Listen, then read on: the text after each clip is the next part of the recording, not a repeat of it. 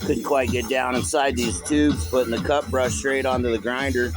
This worked out great for a little custom extension for grinder to cut brush. It's just a 5/8 coupler nut, same thread as the grinder. Cut brush threads onto the other end.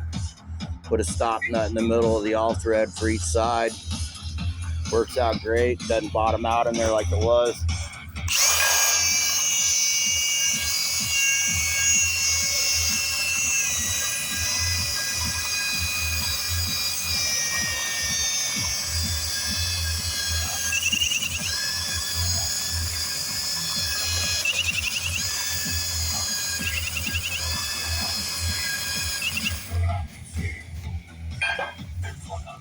That will work great, man. Great idea. That worked good for cut brush to grinder extension.